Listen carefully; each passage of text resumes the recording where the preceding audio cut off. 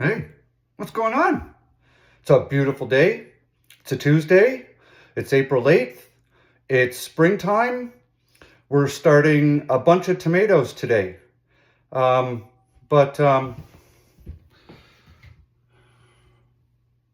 yeah, that that fell overnight. Welcome to Canada. So, like I was saying, it's April 8th. Um, so I'm in Ontario, Canada, for those of you that don't know. And basically, the guideline here to planting, especially where I'm in a zone 5A, was 5B, now it's 5A. We don't plant the gardens, the general produce in your gardens, except for your cool weather crops like your broccoli and your kale and your peas and stuff. We don't plant anything outside that we have to worry about frost until May 2-4 weekend. It's a long weekend for us, so that's helpful. We get a 3-day to put the garden in. So when I plant my tomatoes, I want them to be as big as they can be when I put them in the ground. I generally bury them, give or take 8 inches in the ground. So, you basically lose 8 inches right off the bat, but you got to plant your tomatoes deep, right? I don't trench them. I just dig a deep hole, pull a couple of leaves off the bottom, and then I just bury them. So, see, this is why I'm doing the video right here. We're in my greenhouse. Outside, you see it's covered in snow, and we have tomato plants growing in the house here. These are the green zebra varieties. They're going to grow green tomatoes about that big, and they stay green, and they're delicious. Anyways, and it smells so good in here. So basically, when I don't know if I've explained this before, but when I decide I'm planting for my garden season, my main goal is to envision myself at harvest, right? So basically, most of everything that I grow in my garden, before I even germinate seeds, before I even start this process, I have a plan for everything for the end of the season, right? Whether it's carrots or cucumber or kale or zucchini, or in this case, different kinds of tomatoes, right? I have a plan for harvest for the end of the season. So going into planting season, I'm working off my final plan for end of season, right? Because I need certain varieties to grow so I can achieve certain end results, be it cucumbers for pickles or paste tomatoes for spaghetti sauce, for example, right? So that's how I don't plant a lot in my garden that I eat during the summer. Sure, of course, I'm eating cucumbers and I'm eating tomatoes and stuff. But because I'm in a community garden, I don't get there usually except for once a week, and that's usually on a weekend. So I have to look at my garden in a different way than if I had one in my backyard that I could harvest from on a daily basis when I want to harvest fruits and vegetables to bring into the house. Does that make sense? So I have to go about planning my garden in a different manner, which is the reason why I grow some things, and it's a reason why I don't grow other things, right? So along that same line, when I look at my tomatoes, I break my tomatoes down into 3 separate sections, and I only grow indeterminate varieties. So for those of you who don't know, tomatoes are only broken down into 2 categories. You have determinate varieties and indeterminate varieties. A determinate variety is predetermined to only put out a set amount of fruit. Those are the ones you see people growing in cages, like a beefsteak is a perfect example of a determinate variety. Super tasty tomatoes, big bushy plant, But once it's set out all of its fruit, the plant is done for the season. So that's pretty good if you want to grow, let's say, a bunch of determinate variety of whatever and harvest all at once for whatever you need you have them for. But I grow indeterminate varieties, and that grows like a vine. And the longest one I've ever had is 13 feet long. I pulled it out of the ground and I literally measured it with a tape measure, 13 feet. Your indeterminate varieties can get very long. You gotta have infrastructure for them. So I use trellis netting like this in the garden. I actually just ordered, before I started this video, I ordered a 350-foot roll of trellis netting to do this year. So you'll see me starting to work with that when I build the garden. So when we're talking about breaking down tomatoes into specific uses, I'll give you examples, okay? So we have paste tomatoes for spaghetti sauces. We have slicer tomatoes for your salads, your hamburgers, that sort of deal. And then snacking tomatoes. So for me, that's generally a cherry tomato. So for my snacking varieties this year, I'm going to grow Tommy Toes. They're super sweet. These plants will put out more tomatoes than you know what to do with. They're delicious, right? I usually pick a whole bunch, put them in a bowl, put them on my kitchen table, and we just kind of eat as we walk by. So you're going to see two different packets, but it's the same tomato, right? MI Gardener, guys, if you're looking for a place to buy your seeds, get your seeds from MI Gardener. I trust Luke with all the seeds he produces. Fantastic. So there's our snacking variety. We're doing Tommy Toes. Those are an indeterminate variety. Now, we have our San Marzanos. These are, right? These are the #1 paste tomato in the world for making spaghetti sauce. They're aroma, but they're a little different than aroma, and they're better than aromas. I prefer these. They've got a better flavor. So we're going with the San Marzanos.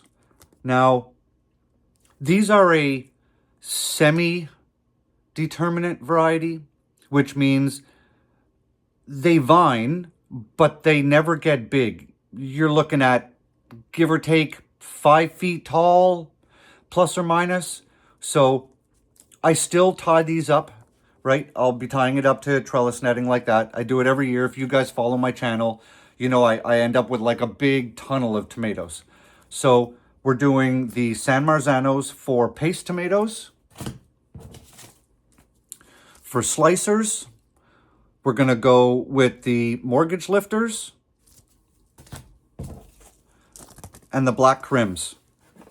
Now, both of these varieties, if you want a massive tomato, and I'm talking, like grapefruit size, big, beautiful, super juicy tomatoes, okay? This one. I grow it every year without fail. I love these tomatoes. They're huge. They look really great on the plant. So those are the black crims. And then we're also growing mortgage lifters. And I'll see if I can find it. Maybe I'll post it in my community tab. I have a picture of a mortgage lifter next to a standard size can of pop. And it makes the can of pop look like one of those little kitty sizes, right? Massive, like 2-pound tomatoes. So that's what we're going to do. And then we're going to grow some blue chocolates. These blue chocolates are probably my favorite tomato variety I've ever had. And the outside skin on the tomato is a purple color, and it gets so purple it almost looks black, and the flesh inside is low acid, and it's almost a maroon color. So, and you guys can see, look at the date on that, 2014. So the last time I grew these in my garden was 2014, and that was at my old house. And so I just harvested some seeds, and we're gonna grow these too.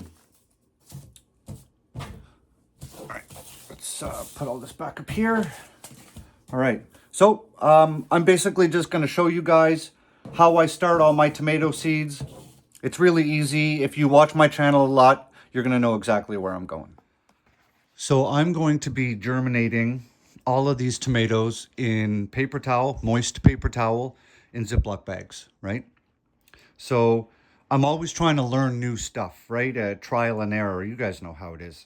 So when you fold all of your paper towels, right?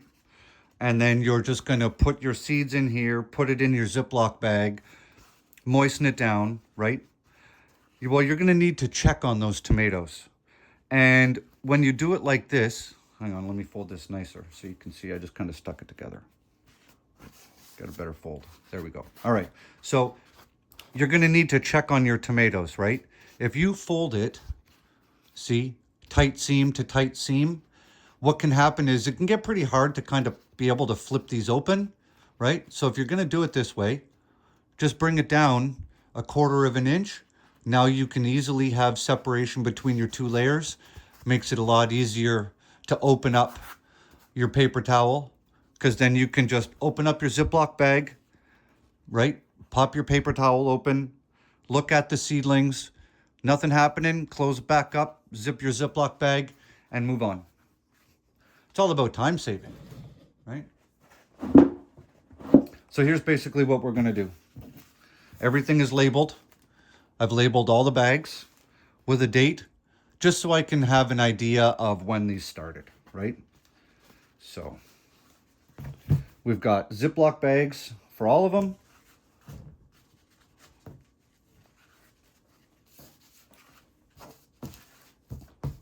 Blue chocolate, mortgage lifters, San Marzanos, black crims, and Tommy Toes.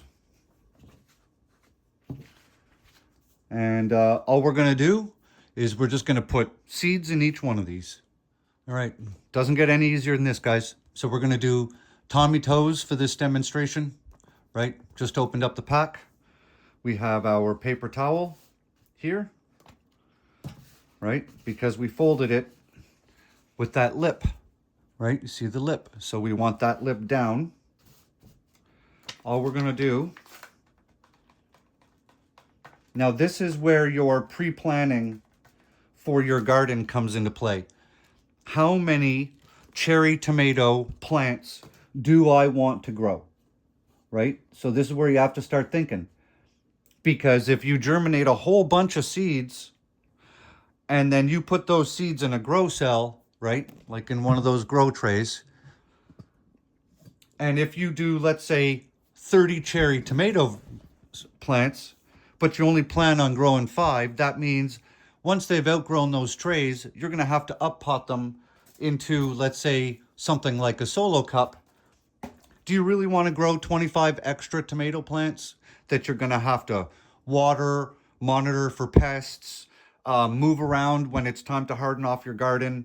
So this is where you have to really start to think, do I want to start 25 cherry tomato plants? I'm probably going to have great germination. I assume I'll get about 90 to 95% germination, right? So we have, what, give or take 15 seeds here, right? I only want 3 to 4 cherry tomato plants in the garden. What I also need to make sure I do is I need to make sure I have enough healthy plants so when it's time to plant the tomatoes into the garden, right, I'm going to pick the nicest ones. So I don't mind planting 2 to 3 times the amount of what's going to go into the garden to start with my seeds. I can always give tomatoes off to friends. So we're going to do about 15 of these for the Tommy Toes, right? Fold it over, keep it nice and flat. Put it in your Ziploc bag. Like I said, with that flap down and the label up. All you got to do is slide it in, Get yourself some water.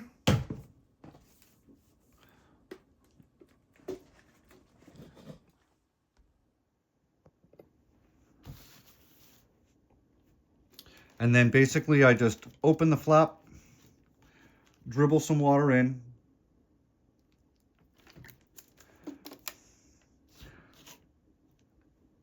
pour it on top because I'm going to make a big mess because that's how I roll. And then basically I'm just going to press all this down until the paper towel is moist.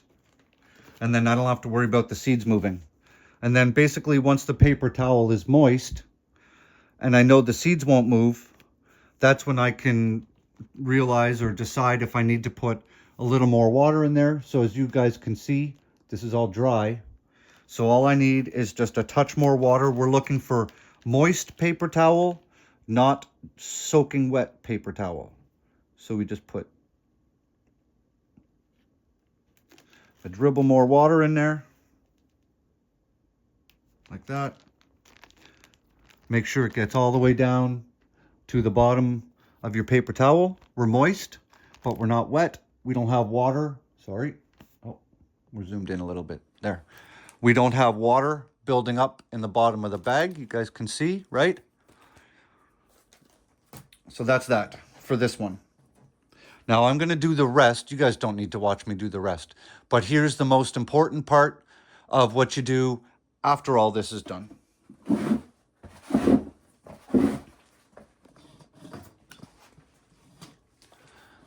Get your tomato seeds onto a heat mat, right?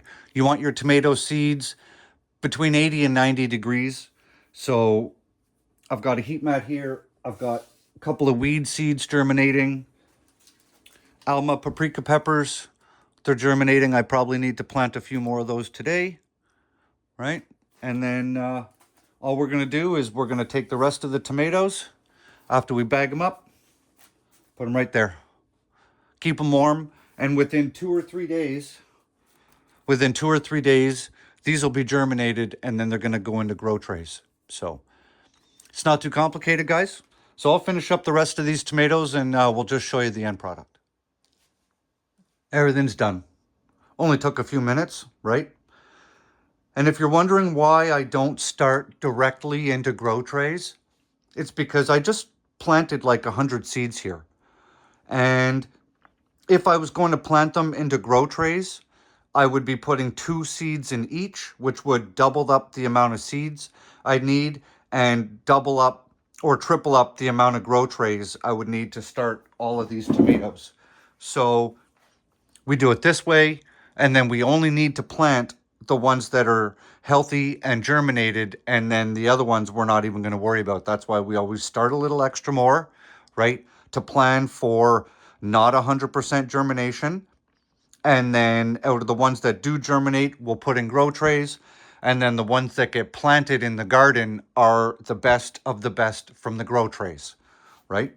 Because you don't want to plant your weakest plants. And then the last thing that we are going to do is we're just going to put these right onto here, just like that.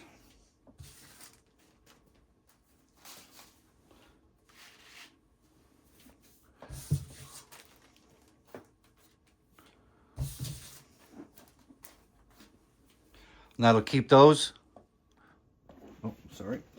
Can't see that very well from there. All right.